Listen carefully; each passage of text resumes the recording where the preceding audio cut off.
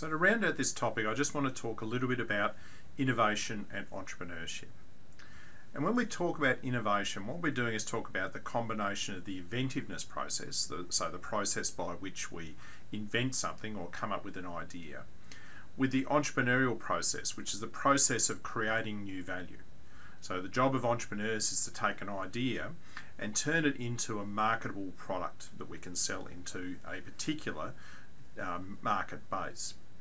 So the terms innovation and entrepreneurship are closely linked, but they are actually different. So sometimes people pick up the quote that Peter Drucker used, which was to say that innovation is actually the specific tool that is used by an entrepreneur.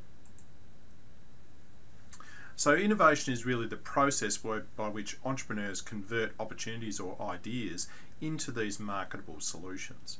And it's really that process where we look at an idea and we say, okay, we believe there's a certain customer demographic out there that would value this product.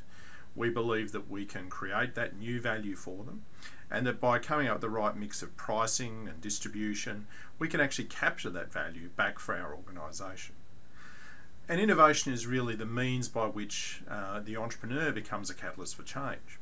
So through innovation, we disrupt and change markets, we create new value in the marketplace, and we even in some situations create brand new industries. And when we talk about innovation, we're really talking about a conscious, purposeful process that we've been through in terms of seeking new opportunities. So innovation often tends to flow out of the formal research and development process that an organisation undertakes.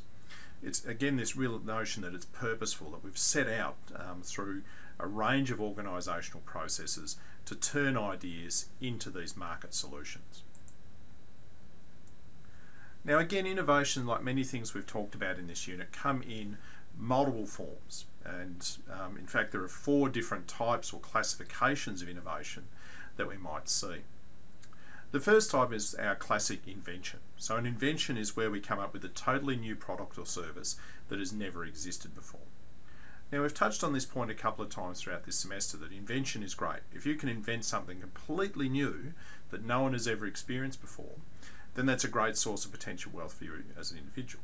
However, invention, in terms of the totally new idea, is a really difficult thing for people to actually do. And so invention is one of the least likely used forms of innovation. Most innovation tends to be an extension, duplication, or synthesis. So extension is where we find a new use or different application for an existing product. So we extend that product into a new marketplace. So for example, if we take baking soda, which is traditionally used in baking cakes and biscuits and breads, if we take baking soda and use it into cleaning products, that's an example of extension. Okay, so we're taking a product and we're creating a new use for it or using it in a new market.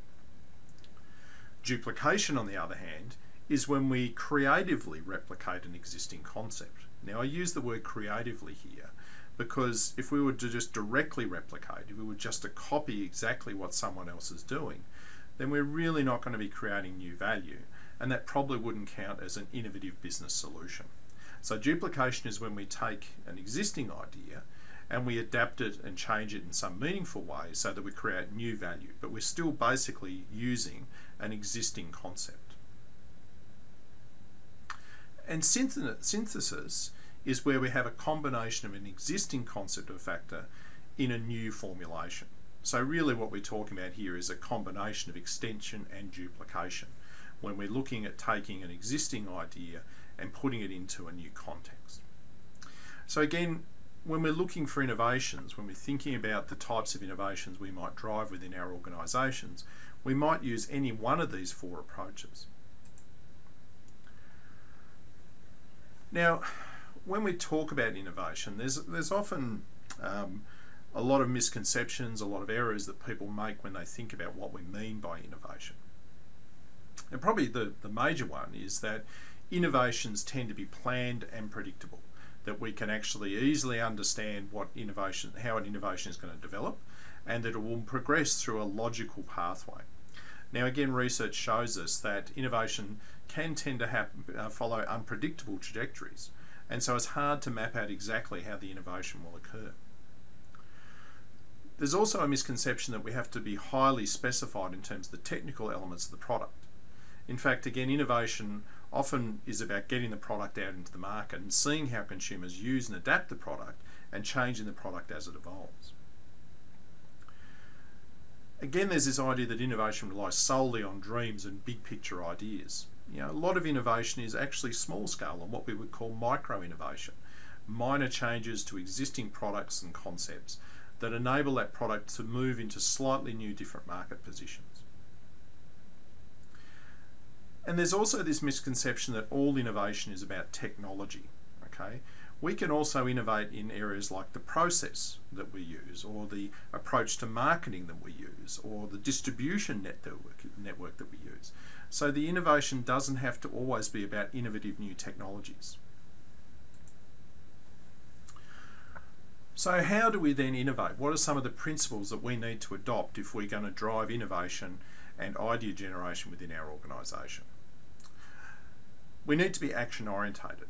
You can't innovate if you're passive and don't do things. So to be innovative, you need to act, you need to follow through on your plans, you need to implement your plans so that your organisation will be successful. We need to follow that lean principle of making things simple and easy to understand. The easier it is for people to follow things, the easier it is for them to adopt our products. We really need to be customer focused. Okay, whenever we develop an innovation, it's not enough to think about what we think is a good innovation. We really have to think about what does the customer want? What innovations are going to be meaningful to them as an individual consumer? We should start small. We don't have to try and radically change the product from day one. We can start with small scale innovations and over time build to larger innovations within our product. We need to aim high, try and focus on being successful, be positive about what opportunities are presented to us, but also be realistic.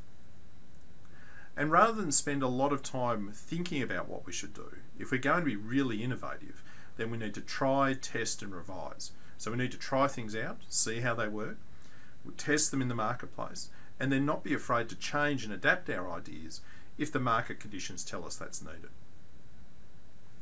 We need to learn from our failures. People talk about this a lot in the entrepreneurship and innovation literature, that the only way to get better at innovation is to learn from any failures you have along the way. We need to reward people for engaging in the innovation process. People need to know that innovation and doing things differently is going to be valued within the business. And the final thing we need to think about is that we need to work. Innovation is hard work. It will take time, it will take a lot of effort and persistence and commitment from people within the organisation. But if we're persistent and committed, if we follow these processes, then we should be successful with any innovation we come up with.